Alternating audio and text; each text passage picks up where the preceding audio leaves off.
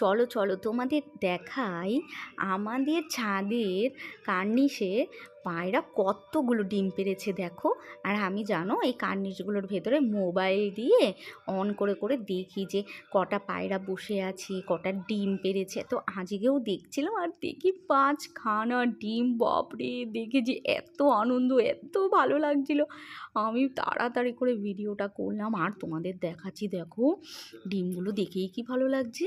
আর আমি পুরো ঘুরিয়ে ঘুরিয়ে দেখছিলাম যে পায়রা বসে আছে নাকি, দেখলাম যে না, পায়রাগুলো বসে নেই এখনও। আর পট করে তোমাদের দেখিয়ে দিলাম, এই দেখো এটা হচ্ছে আমাদের ছাদের কার্নিশ। আর এই তো পুরো ছাদটাও তোমাদের একটু ঘুরিয়ে ফিরিয়ে দেখিয়ে দিলাম। আর একটা সুন্দর দৃশ্য দেখবে তাহলে আরেকটু দেখে নাও। এই দেখো ছাদের পেছন সাইডটা দেখো কি সুন্দর, কি সুন্দর, কি সুন্দর, মানে যত বলবো ততই কম হয়। আচ্ছা, তোমরা জন্মদিনে কীরকমভাবে থালা সাজাও বলো তো, কী কী রান্না করো বলো তো? তো যাই হোক, এইটা তো খুব কমন ম্যাটার যে যে কোনো শুভ অনুষ্ঠানে আমরা বাঙালিরা কত কিছু বানাই বলো, কত সুন্দর করে পরিবেশন করি, কত সুন্দর করে রান্না করি সবাই মিলেমিশে ভালোবেসে। তো সেগুলোই কিন্তু হয়েছিল। এই তো এটা হচ্ছে মাছ, আর ভাজা তো তোমাদের সব দেখিয়েই দিলাম, কত রকম ভাজা। আমরা কিন্তু 5 রকম বা 7 রকম এরকমই দিই সবাই বলো।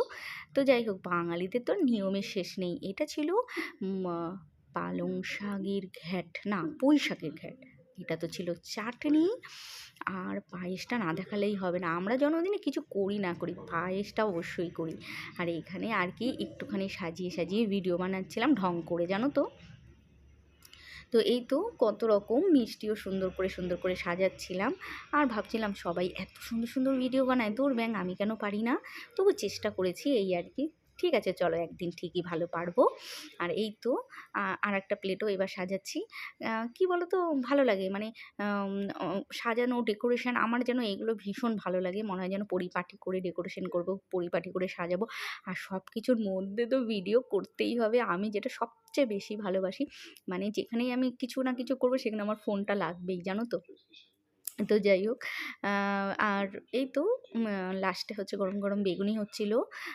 আর এটা হচ্ছে কি জানো, তোমরা কে ভালো খাও বলো তো, এটা হচ্ছে হাঁসের মাংস।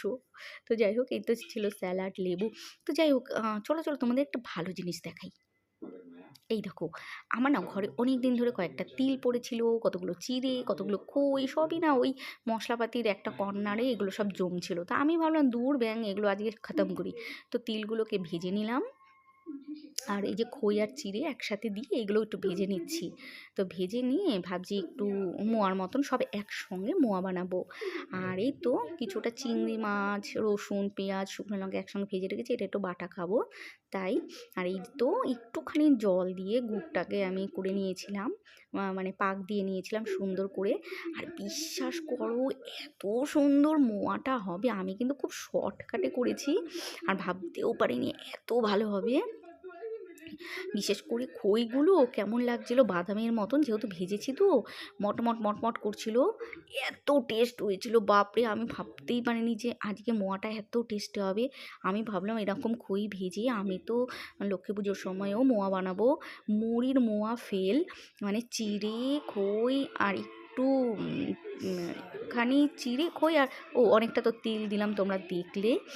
এত টেস্টি মোয়াটা কি বলি, বাপরে! আমার তো মানে পুরো ফেভারিট হয়ে গেছে। এরকমভাবে শর্টকাটে জীবনেও আমি মোয়া বানাইনি, এই প্রথম বানালাম। আর এত টেস্ট, তোমরা একবার প্লিজ বানিয়ে খেয়ে দেখো। আর মোয়াগুলো সত্যি দারুণ হয়েছিল, দারুণ। এখন পুরো গরম মোয়াটা, তাই নরম, কিন্তু শক্ত যখন হয়ে গেছিলো বাপরে, দাঁত দিয়ে ভাঙা যাচ্ছিল না, কি শক্ত। আর দারুণ হয়েছে, খুব টেস্টি হয়েছিল। তো যাই হোক, আজকে তোমাদের কিন্তু অনেক কিছু দেখিয়ে দিয়েছি। তোমরা কিন্তু আমাকে জানিয়ে যেও কে কোথা থেকে আমার ভিডিওগুলো দেখো। বিশ্বাস করো, তোমাদের কমেন্ট পড়তে আমার না খুব ভালো লাগে। ভিডিও ছাড়ার পর যেন আমি আশা করে থাকি তোমাদের কমেন্ট পড়ার জন্য।